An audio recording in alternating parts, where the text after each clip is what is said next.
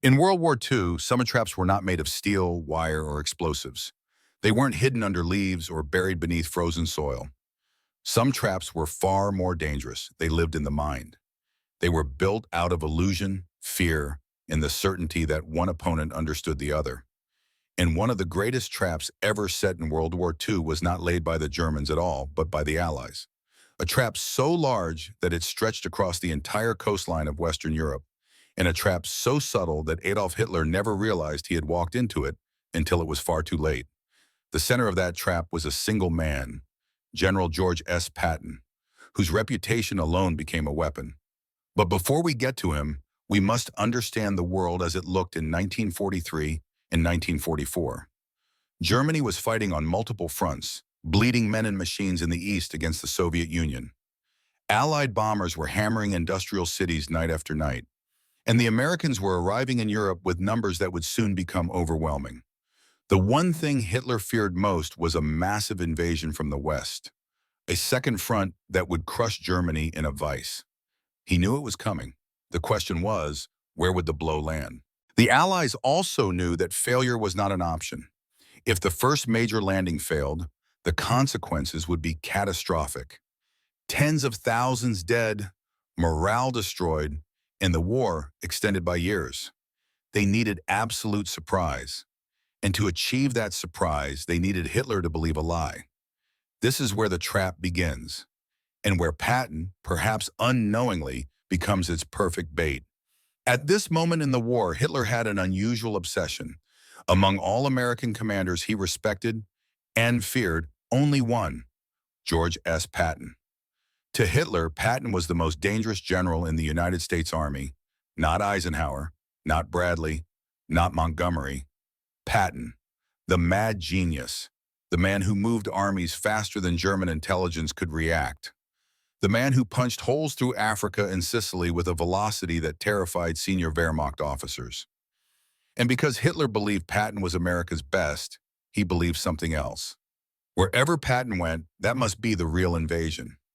This assumption would become the foundation of the greatest deception operation in the history of warfare, Operation Fortitude.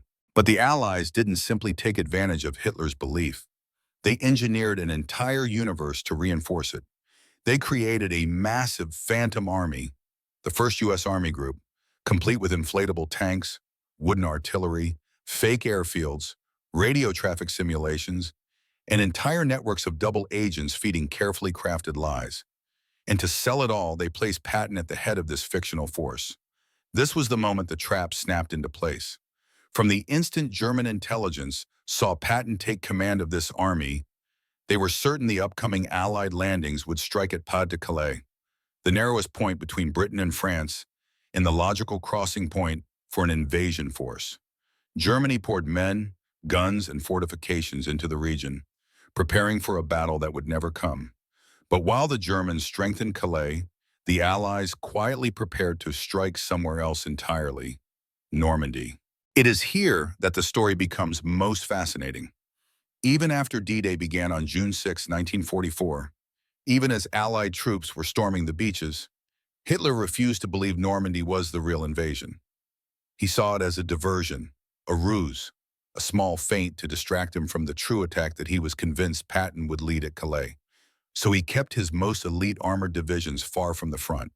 He held back reinforcements, waiting for Patton to strike. The trap was working so perfectly that even as German units were collapsing under Allied pressure in Normandy, Hitler insisted they stand still. This wasn't just deception. It was psychological warfare of the highest order, a trap so deep that the enemy clung to it long after reality proved otherwise. And it worked because the bait was irresistible. Patton didn't simply command troops. He commanded belief. He commanded fear. He commanded expectation. Yet while Patton played the role of decoy, he was also waiting impatiently to be released. He hated watching the biggest battle of the war from the sidelines, but he understood the stakes. As he once said, "If I must be the bait, then let me be the deadliest bait they've ever seen." And he committed fully to the deception, staging meetings, moving fake battalions, allowing secret plans to leak exactly where German spies could reach them. Every gesture added more weight to the illusion. But here's the twist. The trap didn't just fool the Germans before D-Day. It kept fooling them after D-Day. For more than a month beyond the landings, Hitler remained convinced that the Normandy assault was a distraction, even when Allied armor broke out from the beaches, even when they were racing across France, even when reality itself should have shattered the illusion. He waited for Patton. He waited for the real trap to spring. And by the time he finally understood the truth, he had wasted the one thing Germany had run out of: time. This is the power of a strategic trap. It doesn't merely deceive an opponent, it makes them confident in their deception. It leads them step by step into their own destruction. And in the case of Fortitude, it locked German forces into a defensive posture in Calais that ensured the success of the Normandy invasion and ultimately sealed the fate of the Reich. But deception alone doesn't win wars. It buys an opportunity, and someone has to seize it. That someone, unsurprisingly, was Patton. Once the Allies gained the foothold they needed, Eisenhower unleashed Patton from his role as decoy, and Patton exploded into France like a force of nature. His Third Army advanced faster than any field army in modern history, sometimes covering 50 miles in a day. German officers later described his movements as impossible, unpredictable, and unstoppable. They had prepared for Patton at Calais. They had braced themselves for his blow there. Instead, he struck at their weakest points, tearing through their lines before they had time to react.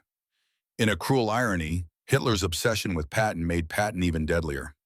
By tying up nearly half his available forces in the wrong region, Hitler had essentially hollowed out the very front Patton would later smash through.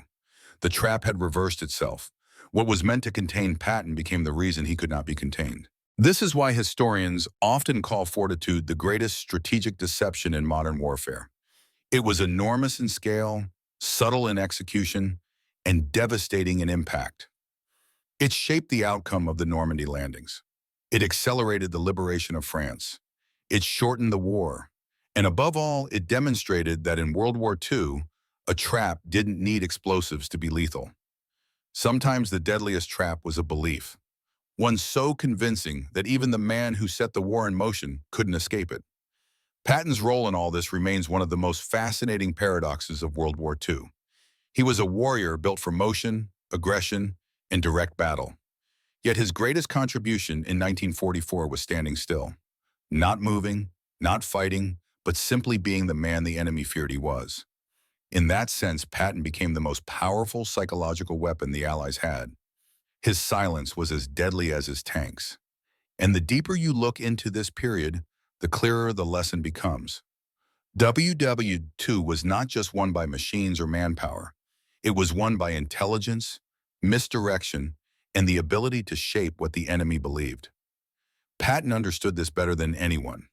He may have despised acting, but he mastered the role that history demanded from him. When the war moved on and Patton finally surged forward into Europe, he did so with the momentum gifted by the trap he had helped create. His lightning campaign across France, his breakthrough at Avranches, and his relentless pursuit of retreating German divisions were not just feats of speed. They were the unavoidable consequences of a trap executed so brilliantly that an entire army group had been looking the wrong way for far too long. And as we reflect on this chapter of World War II, we see a final irony. The greatest trap of the war was not sprung by explosives or tripwires or hidden mines. It was sprung by the human mind, by ego, by fear, by assumption, and by the way one man's reputation could shape the decisions of another man halfway across a continent. That is why the story of Patton and the Fortitude deception stands apart. It is the story of how a single belief, the belief that Patton would command the decisive blow, reshaped the movement of armies, redirected entire divisions, and opened the gate to the liberation of Europe. And it reminds us of something deeper. In war, the deadliest trap is often the one set long before the battle begins, waiting quietly inside the enemy's expectations. Patton didn't just break Hitler's trap. Patton was the trap. And the world that emerged after 1945 bears the marks of a war won not only on beaches and battlefields, but in the shadowy space where truth and deception collide.